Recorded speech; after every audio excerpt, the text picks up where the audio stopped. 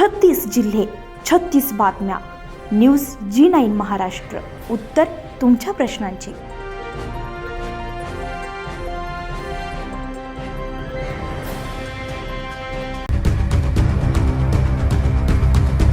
मंगळवार दिनांक 11 डिसेंबर 2025 रोजी शिरसगाव मोझरी येथे शेतकऱ्याचा ऊस तर तूर पिकाला आग लागली असता मोठ्या प्रमाणात शेतकऱ्यांचं नुकसान झालंय. कृषी पंपाच्या डीपी नादुरुस्त असल्यानं मौजा शिरसगाव मोझरी येथील शेतकऱ्यांना वेळोवेळी विद्युत विभागाकडे तक्रारी केल्यात.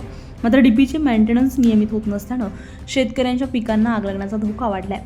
बुधवारी सुमारे 4:30 वाजेच्या दरम्यान मौजा शिरसगाव शिवारातील नादुरुस्त घाटोळ डीपीतून स्पार्क होऊन प्रभाकर घाटोळे यांच्या शेतातले ऊस तर तूर आणि ठिबक सिंचनाचा संच जळाल्यामुळे तब्बल 3.5 लाख रुपयांचे नुकसान झाल्याची तक्रार पोलीस स्टेशन किवसा, विद्युत विभागाचे उपकार्यकारी अभियंता तलाठी आणि कृषी विभागासह शिरसगाव मोझरीच्या पोलीस पाटील शारदा देवघरे यांच्याकडे तक्रार केली आहे. खरीपाचे पीक अतिवृष्टीमुळे वाहून गेले, त्यामुळे आधीच शेतकरी आर्थिक संकटात सापडलाय. अशा परिस्थितीमध्ये आता पारंपरिक शेती सोडून शेतामध्ये नवीन प्रयोग करणारा शेतकरी सुद्धा दिवसेंदिवस संकटात सापडताना दिसून येतोय. प्रभाकर घाटोळे यांनी यावेळी दुसऱ्यांदा ऊसाचं पीक घेतलंय, मात्र यावेळी नादुरुस्त डीपीने त्याच्या हाती येणाऱ्या ऊसाच्या पिकाला आग लागली आहे. काहीच दिवसामध्ये ऊस काढण्यात येणार होता, मात्र त्यापूर्वीच तोंडाशी आलेला घास नादुरुस्त डीपीच्या आगीमुळे हिसकावून घेण्यात आलाय.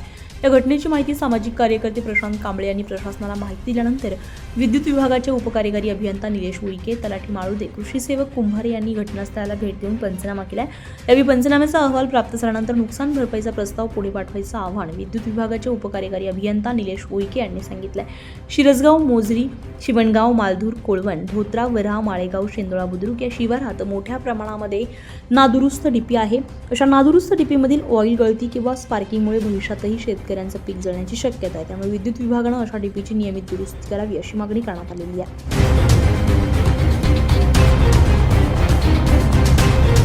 न्यूज G9 महाराष्ट्रासाठी नंदकिशोर मते, तिवसा.